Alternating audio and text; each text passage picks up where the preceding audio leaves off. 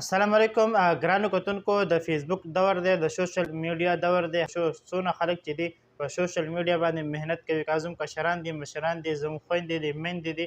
هغه په سوشل میډیا باندې لیکي دي او دغه یعنی سوشل میډیا باندې چې کوم د خپل ټایم پاس کوي. شیخ ادریس فرمایي شیخ ادریس قول دی چې تاسو هسې هم سوشل میډیا استعمالوئ یعنی دا نیټ فیسبوک ټیک ټاک انسټاګرام یعنی هر یو تاسو د سوشل میډیا پلیټفارم استعمالوئ نو پکار ده چې په ده باندې تاسو چې کوم دی یو نیک کار شروع کوئ یعنی د علما کرامو دفاع شروع کوئ. خلک د علما کرامو خلاف چې کوم دی پروپاګنډې کوي د علما کرامو چې کوم دی بې حرمتي کوي د علما کرامو چې کوم دی بې عزتي کوي د اسلام بې عزتي کوي د دین بې عزتي کوي د اصحابو کرامو بې حرمتي کوي د رسول الله صلی الله علیه وسلم بې حرمتي کوي. په تیزۍ سره هغه خلک ویرل کېږي کوم خلک چې د علما کرامو خلاف وي کوم خلک چې د اصحابو خلاف وي کوم خلک چې د نبي کریم صلی الله علیه وسلم پروپاګنډې کوي هغه ډېر کم خلک چې بې حیایي خوروي کم خلک چې په اسلام کې بې حیایي او نفرت خوروي هغه خلک په تیزۍ سره وایرل کېږي. شیخ ادریس فرمایي چې تاسو هغه خلک کوم چې ځان چې کوم دی یو مسلمان ګڼي او دا حق ګڼي چې یاره زه به د اسلام هم دفاع کوم د علما کرامو هم دفاع کوم او د رسول الله صلی الله علیه وسلم او د اصحابو هم دفاع کوم نو هغه خلکو له دې پکار دی چې هغه په سوشل میډیا باندې راشي او په سوشل میډیا باندې د هغه د علما کرامو بیانونه راغلي هغه باندې چې کوم دی هغه مخکې شیر کوي لایک کوي هغه ته چې کوم دی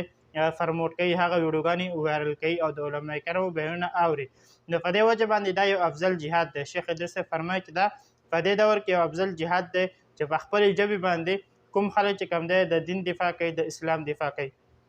نو راځئ موږ یو اسلامي پیج جوړ کړی دی موږ په دې محنت کې په دې کشمکش کې لګیا یو چې کوم خلک د علما کرامو خلاف دي چې هغه خلکو له هم جوابات ورکړو او کوم خلک چې د علما کرامو نه لرې دي یعنی د علما کرامو سره هغوی ګیلې دي شکوې دي د علما کرامو نه خفه دي په څه وجه باندې چې د هغه خلکو خفګان هم لري کو هغه د علما کرامو سره څنګ په څنګ ودرېږي. که چېرته زموږ سره ملګرتیا کوئ په دې کې نو زموږ دا پیج هم ځان سره فالو کوئ مخکې د خپلو ملګرو سره لازمي شیر کوئ. اسلامي ویډیوګانو اسلامي چینل نه تعلق لري یعنی حق پرست علما کرام هغه موږ تاسو سره په دې خپل سوشل میډیا باندې شیر کوو.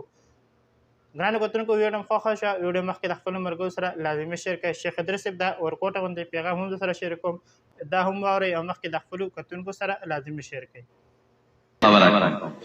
دا فیسبوک ښه استعمال کړئ دا باطل کې څومره لګیا دي عالمانو مدرسو پسې په دې پروپاګنډې کوي د دې رد پې وکړئ د دې مقابله پې وکړئ د علماو بیانونه پې اختیار کړئ دا خواره کړئ او چې څومره باطل لګیا دي دین پسې کنځل کوي بد کوي په شایسته ژبه باندې د کنځلو جواب په کنځلو نه په شایسته ژبه دغې جوابونه ورکړئ علماو بیانونه ورپسې خوشې کړئ حدیث ته رسول الله مبارک ورپسې خوشې کړئ د هغې خدمت وکړئ دا مې یو عملي جهاد دی نن سبا او د کشر کل ته یو درخواست کوم اخر کې وخت کم دی چې د علماو